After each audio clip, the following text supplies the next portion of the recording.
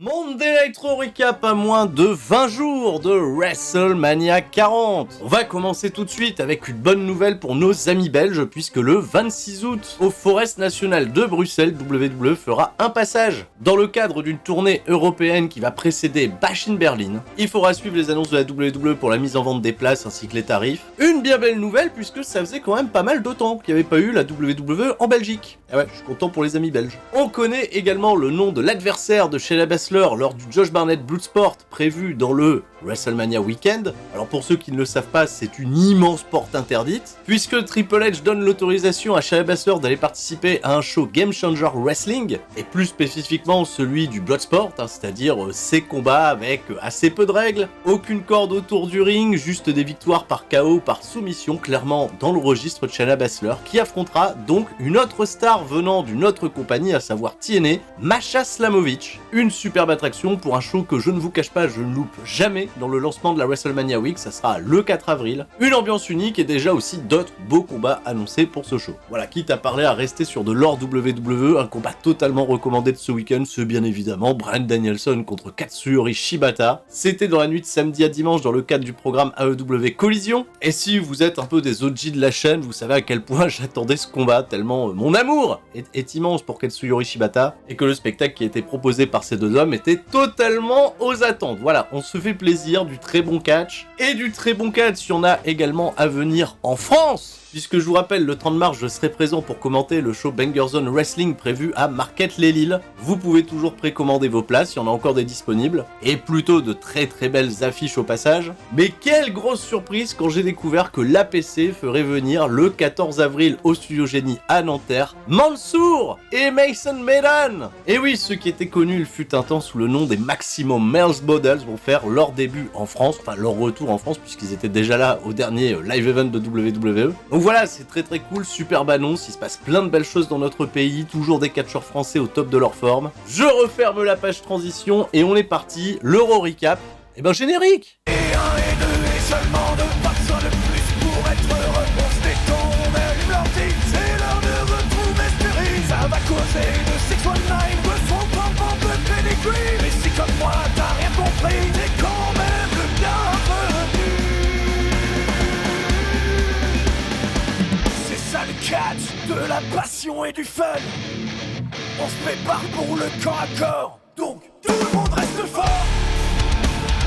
Monday Nitro qui s'est tenu dans la nuit du lundi 18 au mardi 19 mars 2024. Depuis Raleigh en Caroline du Nord, Cody Rhodes est attendu pour répondre à la petite chansonnette de The Rock de vendredi dernier. Ah, on va tenter de répondre aux humiliations, mais ça va.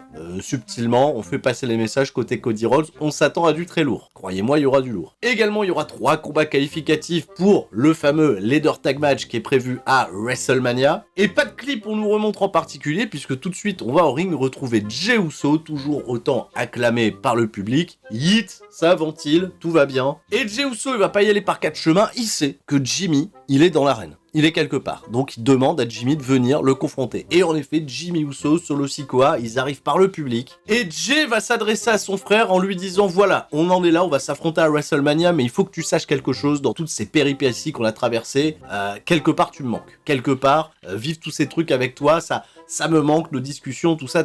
Jimmy Uso, alors lui, ça lui manque pas. Oh non. Et la delivery de Jimmy Uso, elle est terrible. Hein. Il va de se faire reprocher à Jey Uso d'avoir laissé tomber tout ça. Il le tient responsable d'avoir quitté la Bloodline, alors que l'histoire, en vrai, enfin, Jimmy, c'est toi qui as mis un super kick à Roman Reigns, et qui a décidé derrière de trahir ton frère pour faire machine arrière et tout ça. Et oh, et on n'est pas con, on se souvient. Jimmy reproche à Jey de ce fait d'avoir quitté la Bloodline pour devenir une star en solo, vendre du merchandising à gogo et tout ça, le faire sans son frère, remporter des championnats par équipe sans son frère. Je te rappelle juste, mon cher Jey, que tous ces grands moments que t'as eu dans ta carrière, c'était uniquement grâce à moi, ce à quoi Jey répond que le plus grand moment de sa carrière sera à WrestleMania 40, quand il bottera le cul de Jimmy, et là, bam, il lui décoche une baigne, il y a Solo Sikoa qui intervient, grosse situation de 2v1. Heureusement pour Jey Uso, il y a Cody, les gens réclamaient Cody, Cody va faire le save, incroyable Cody Cutter sur Solo Sikoa, il est magnifique. Jimmy et Solo battent en retraite, on va rester dans le ring avec Jey et Cody, Cody qu'on retrouvera un petit peu plus tard pour répondre à The Rock, un très bon segment d'ouverture. Je sais pas si on retiendra dans l'histoire que Jey et Jimmy les faire splitter, c'était une excellente décision ou pas, si le turn de SummerSlam fait sens aujourd'hui ou pas. Comme vous l'avez vu, il y a quelques petites incohérences, mais en tout cas, ça fait du bien d'être aussi patient pour lancer les hostilités et de garder ça bien au chaud pour WrestleMania. Et pour rester là-dessus, au retour de publicité, Adam Pearce broque bas de combat. Que font Jimmy Uso et Solo Sikoa dans les parages? Ils sont pas demandés Nitro. Là arrive Paul Heyman qui dit excuse-moi, j'étais pas au courant que ça deviendrait physique. Je savais absolument pas qu'ils allaient être là, mais pour ma part, alors là je te donne ma parole, moi je suis venu juste pour du business et je repartirai une fois que j'aurai fait mon business. Mais attention, je vais faire du business. On s'attend à ce qu'il va répondre à Cody Rhodes un petit peu plus tard.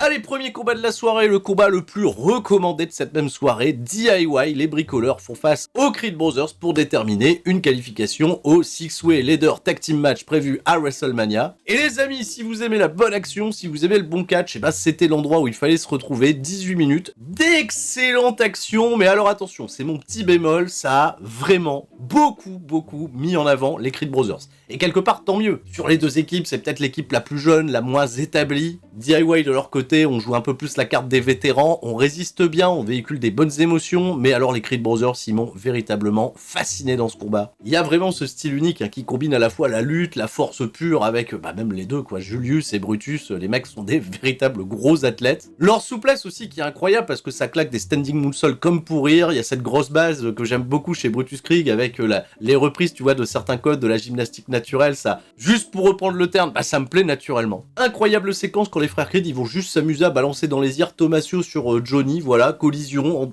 incroyable. Et énorme séquence de fin, j'ai trouvé là aussi avec une succession de contres qui va amener un super kick de Johnny Gargano pour renverser un roll-up, 1, 2, 3, victoire de Tommaso Ciampa. Au vu de la physionomie du match, ça paraissait pas totalement mérité que les Creed Brothers après une telle performance soient privés de WrestleMania. Ils en vivront d'autres, ça je ne m'inquiète absolument pas. Mais l'histoire va être belle parce que Ciampa, Gargano qui sont là depuis 2015 vont enfin seulement en 2024 faire leur premier WrestleMania. Alors en effet, pas avec la plus grande des hypes, pas avec la même aura qu'ils avaient lors de leurs grands affrontements de NXT, j'en ai bien conscience, ils sont dans un programme tag mêlé à plusieurs autres équipes. Mais le moment est resté très beau, il y a eu de la grosse compétition et en fait, là j'en attendais pas moins pour les autres affiches qui allaient se dessiner un petit peu plus tard dans la soirée parce que oui, on joue une place à Mania, on les joue avec le cœur, on les joue avec les tripes et c'est vraiment ce que ces 4 hommes nous ont montré dans cet opener. Excellent combat. Après ça, suite directe à ce qui s'était passé la semaine dernière, Andrade, ça y est, il y a Dominic Mysterio pour un petit peu discuter d'une, je sais pas, de business avec le Judgment Day. Il y a tout le Judgment Day, Andrade.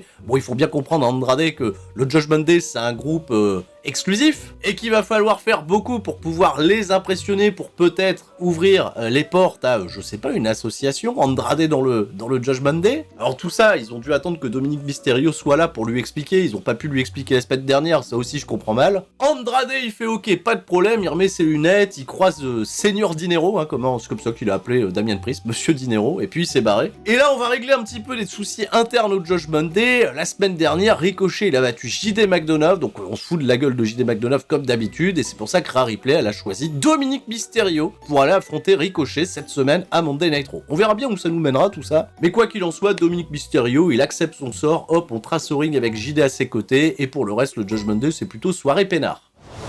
Retour dans le ring, elles n'ont pas d'entrée, elles sont juste là, division par équipe. Indy Hartwell et Candice LeRae font face à Kaden Carter et Katana Chance. Pas de Maxine Dupri cette semaine. Juste un clip on nous remonte pour nous montrer le nouveau côté, le nouveau penchant de la personnalité de Candice LeRae qui semble être plus le focus que Maxine Dupri en elle-même. Alors le peu qu'on ait vu dans le match, parce que malheureusement ça durait que 2 minutes. Il y a eu une petite domination de la part à un moment donné de Katana Chance qui a réussi un très bon hot tag et qui s'est visiblement après une cabriole de trop pété le genou. L'arbitre est venu voir comment elle allait et Candice LeRae en a profité pour voler un tag à sa partenaire. Je crois qu'elle lui a même pas fait le tag en réalité pour faire un baseball slide et aller péter la jambe de Katana Chance. Là elle lui a vraiment ruiné la jambe, elle a terminé le match avec une single leg Boston Crab. Katana Chance instant tap out, attitude totalement dédaigneuse pour Candice LeRae qui va vanner son adversaire après l'avoir battu, et Indy Hartwell à côté qui comprend pas trop. C'est assez intéressant d'approfondir un petit peu plus le personnage de Candice LeRae, mais je suis un peu triste qu'elles aient eu que 2 minutes juste pour poser ça. C'était pas vraiment un match, c'était plus un angle qu'autre chose. On nous rappelle que le dernier intronisé au Hall of Fame, c'est Thunderbolt Patterson, légendaire catcheur afro-américain des années 70, début 80, qui a beaucoup œuvré contre la lutte des inégalités dans le catch. Alors si vous allez fouiller un petit peu, oui, vous verrez que ce catcheur n'a pas du tout été un membre de la WWF, il a juste, je pense, inspiré énormément de générations de catcheurs, dont Dusty Rhodes lui-même. Il complète aux côtés de Mohamed Ali, des US Express de Bull Nakano et de la tête d'affiche Paul Heyman, cette session du Hall of Fame. Alors je sais, pour beaucoup, il y a un gros absent au Hall of Fame, c'est peut-être le regretté Bray Wyatt, qui est parti en août dernier. Alors avec l'intronisation des US Express, il y aura fatalement des mots qui vont être prononcés pour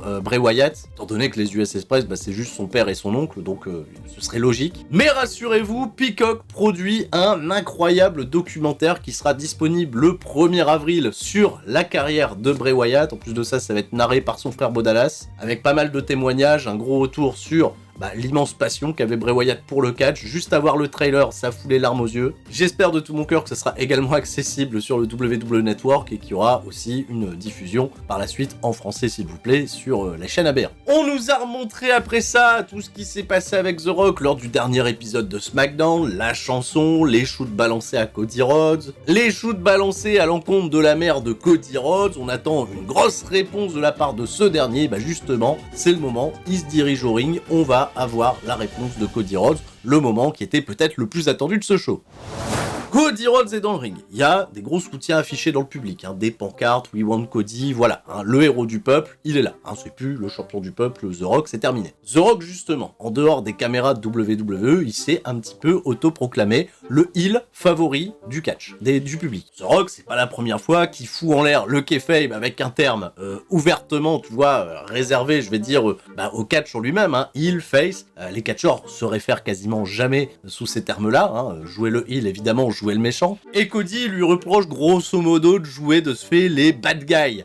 Et des vrais heels dans le business, il en a connu plein avant lui. Bobby Heenan, Arn Anderson, Ric Flair. Et là, Cody passe le message suivant à The Rock: je ne pense pas que tu sois un heel, je pense surtout que tu es un trou du cul. Voilà. Il va également réagir aussi sur le fait que The Rock l'a attaqué parce qu'il a pleuré au moment d'évoquer sa mère. C'est vrai que Cody il ironise là-dessus, les hommes dans le catch ça pleure pas, mais attention, on sait très bien qui pleure le plus entre nous deux, mon cher The Rock. Puisque toi, t'as été très très fort pour aller pleurer en coulisses pour réclamer ta petite place au conseil d'administration de TKO, ça ferait de la bonne promotion. Et personne te dira rien parce que t'es entouré de yes man. Et ça, c'est un peu rigolo qu'il parle d'un mec avec du pouvoir, de l'influence entouré de yes man, parce que ça rappelle évidemment un vieil homme au loin. Donc vu que tout le monde va dans le sens de The Rock, Cody Rhodes lui il en a rien à foutre et il va dire tout haut ce que beaucoup pensent tout bas. Ah bon. Cody, il admet avoir été un immense fan de The Rock. Il a adoré le Great One, il a adoré le Brahma Bull, et il est même très flatté qu'à WrestleMania, il va affronter un catcheur qu'il considère dans le Mont Rushmore du catch. Sauf que voilà, on parlait du Great One, on parlait du Brahma Bull. Aujourd'hui, The Rock, c'est plutôt une grosse pleureuse. Une pleureuse qui prétend venir là parce que c'est hype, parce qu'on va sauver le catch, on va le rendre très très cool. Alors attention, je te calme tout de suite The Rock, mais t'étais pas là avant et ça se passait très bien. Là, il se retourne vers les gens. Est-ce que vous pensez vraiment que The Rock, il va sauver le catch? Non, non. Au sujet de sa mère, Cody Rhodes, il va dire, t'as parlé de ma mère, moi je vais parler de la tienne. Et la tienne, je l'adore, elle est super ta mère. Non, non, je vais pas l'attaquer, j'ai que du respect pour ta mère. Dans un dark match, elle m'a aidé à mettre une branlée à Kevin Owens. Évidemment que non, j'adore ta mère, mais par contre, t'as l'air de pas du tout connaître la mienne. T'as pensé être hyper intimidant, lui disant, ouais, je vais prendre la ceinture pleine de sang, la donner à ta mère, pour qu'elle pleure. Mais ma mère, elle a peur de rien, et ça, il en avait déjà parlé dans le cadre de son programme avec Brock Lesnar. Sa mère, on le sait, elle a vu son père Dusty dans des situations lamentables, se faire tabasser par plein de gens et toujours revenir être conquérant. Lui, il dit tout simplement, Cody, cette fois-ci, que sa mère, c'est le genre de meuf qui a pas peur de tabasser un flic en civil lors d'un concert. Voilà. Ouais, carrément. J'avoue, j'ai déjà hâte de voir le spot où la mère de Cody Rhodes, elle va mettre un coup de chaise à The Rock, ça va être terrible. Cody Rhodes, cela dit, il sait pas comment The Rock peut être autant en confiance avant WrestleMania parce que, il a pas catché depuis longtemps. Est-ce qu'il a toujours ce truc-là? Cody, lui, il admet de pas être sûr qu'à WrestleMania, il puisse déjà gagner son match par équipe et en plus de ça, finir son histoire. Mais The Rock, comment tu fais pour savoir si tu vas être encore le mec méga électrisant que t'étais par le passé ou alors est-ce que t'as pas tout simplement la LDS qui est tout simplement la Little Dick Syndrome, soit le syndrome de la petite bite. Voilà, il a dit ça, Cody Rhodes, il a dit bite.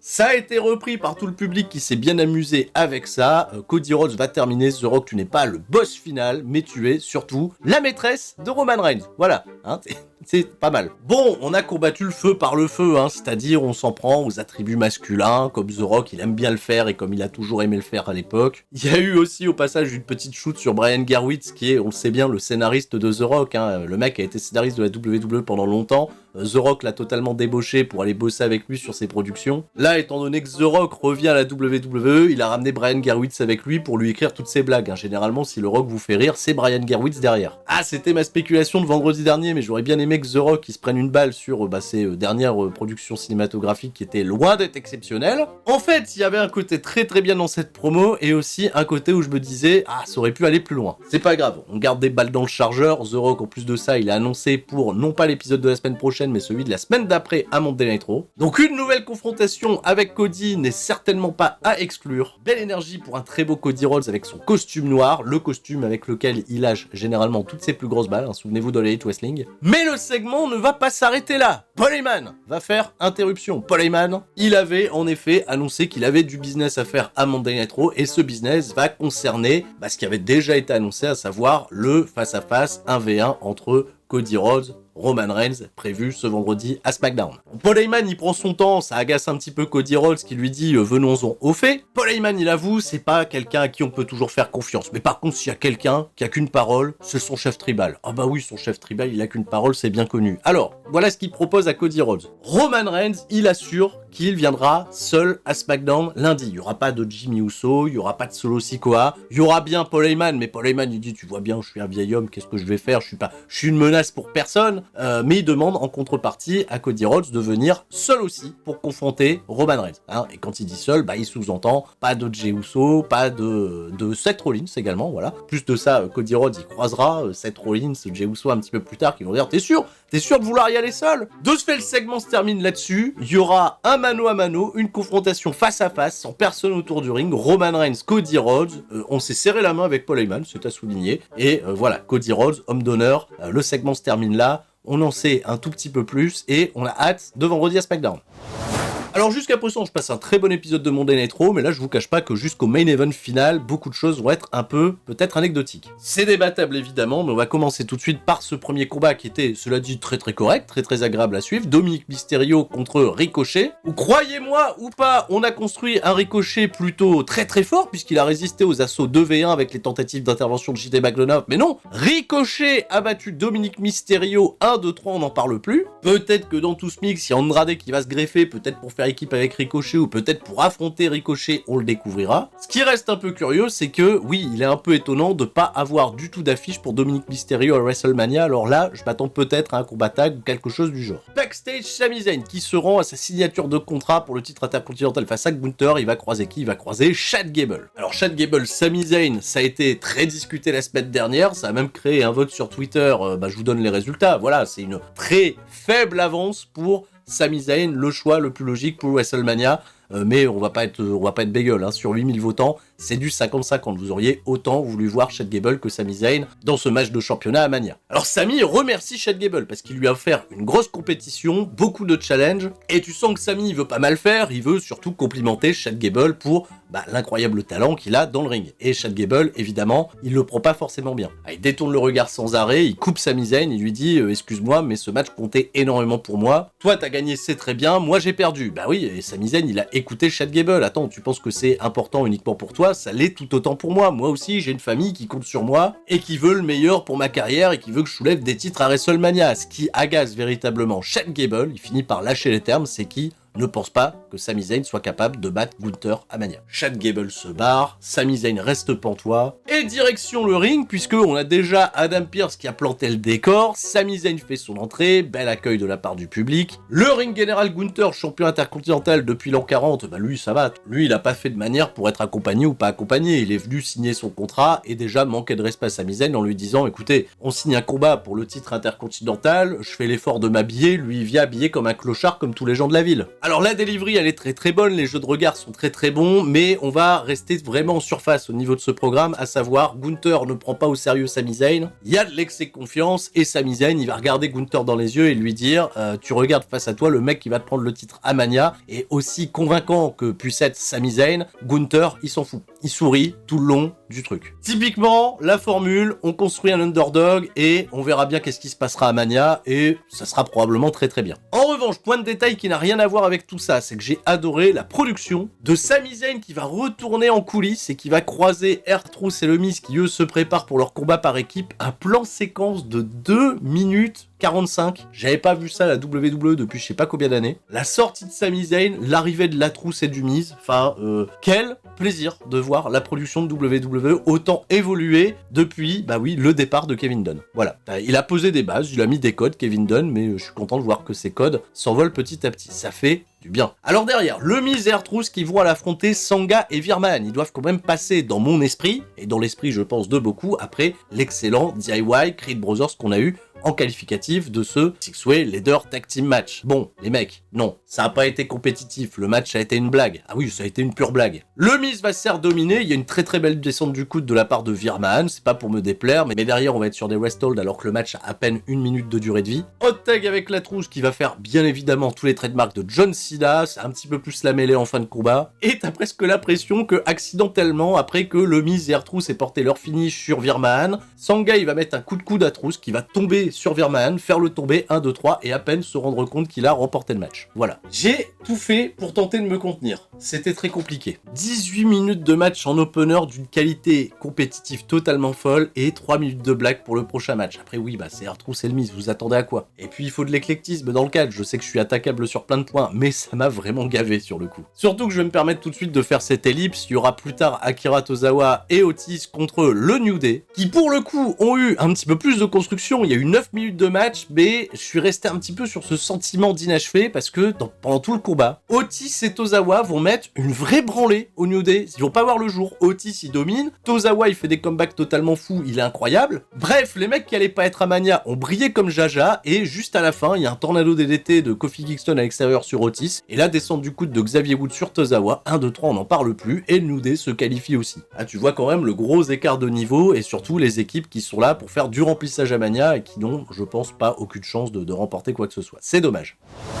On nous annonce que la semaine prochaine, Raw sera à Chicago et CM Punk sera également présent puisque CM Punk, WrestleMania Philadelphie, quelles sont les 4 premières lettres de Philadelphie? C'est Phil. Bref, on peut pas faire WrestleMania sans CM Punk puisqu'il s'appelle Phil Brooks. Voilà. J'annonce aussi que j'aurai des petites vacances la semaine prochaine, donc il y aura pas d'Euro Recap et oui, j'aurai besoin de souffler avant la grosse route de WrestleMania. Confrontation entre Seth Rollins et Drew McIntyre. Drew McIntyre va au ring, Seth Rollins il a pas le temps, il a passé la cinématique. Il est passé à côté de lui, il l'a pas calculé, il a été prendre un petit peu sa fame et les chants wow. Et d'ailleurs, il va commencer sa promo face à McIntyre de la manière suivante. J'avoue, moi, Seth Rollins, être un junkie accro au spotlight. J'ai besoin de mon fixe, j'ai besoin de ma dose, j'ai besoin de ressentir l'énergie des gens. J'avoue que j'adore ça. Hein, mais toi, Drew McIntyre, bah t'aimes ça aussi. Bon, Drew McIntyre, il a eu 2-3 petits points pour se défendre, mais on tournait un petit peu en rond sur ce qu'on a déjà vu les semaines précédentes. Grosso modo, ce qu'il y a en plus, c'est que Seth Rollins, il explique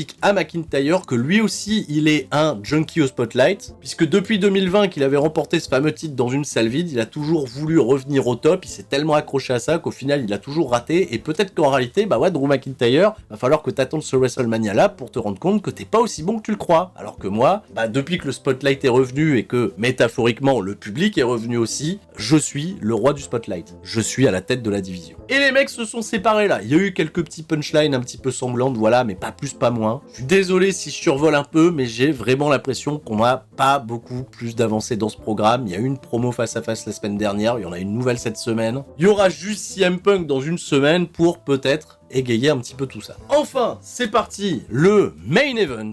Becky Lynch, qui a reçu les encouragements de Liv Morgan un petit peu plus tôt, fait face à Nia Jax pour mettre une bonne fois le programme de côté. Alors c'était un super match à spots qui m'ont beaucoup fait rire par moments. Surtout dans un premier temps, Nia Jax qui galère à déplier une table et qui, d'elle-même, va mettre des chaises dans le ring pour les passer à Becky Lynch qui va de ce fait s'en servir pour l'attaquer. C'était malin. On a été entrecoupé de 2 publicités pour faire monter le suspense. Il y a eu des chouettes spots de ce fait à travers les tables de ce côté-là, tout va bien, il y a une belle séquence où Nia Jax, elle va faire un combo, Samoan Drop à travers une table, puis derrière son Banzai Drop, mais seulement pour un compte de 9, que je le rappelle, c'est un last man standing. Becky Lynch, elle a glissé à l'extérieur du ring pour revenir debout. Nia Jax, de ce fait, elle a totalement sous-estimé son adversaire, et c'est elle, depuis le point, qui va se manger un Manhandle Slam à travers une autre table. Je pensais que les carottes étaient cuites, ça a fait compte de 9. Mais Nia Jax, elle a commencé à tituber, elle s'est rapprochée de la table des commentateurs, et Becky Lynch, pendant ce temps-là, elle a grimpé sur une échelle pour lui porter une leg drop, et c'en était terminé. Victoire de Becky Lynch contre 2-10. Bel effort, et encore une fois, vraiment, les gros spots ont été très bien soignés. Et on a terminé cet épisode avec une confrontation Rhea Ripley. Becky Lynch, aucune physicalité, juste histoire de bien comprendre que maintenant c'est bon, Becky Lynch elle a fini avec les à côté, on va pouvoir vraiment lancer le programme, il y aura plus que 2 semaines pour vraiment bien l'écrire, mais en même temps quand je vois comment ça tricote dans d'autres histoires, je me dis que c'est peut-être pas trop mal et qu'elles ont 2 semaines pour véritablement enflammer leur route vers WrestleMania. C'est tout pour moi, merci de m'avoir suivi, merci pour l'amour, merci pour les pouces bleus, on se retrouve à la fin de la semaine pour le SmackDown Recap, je vous fais des gros bisous à tous et je vous dis à la prochaine, c'était Sturi, et tout le monde reste fort, sauf les attributs de The Rock, visiblement. Ciao, bye bye.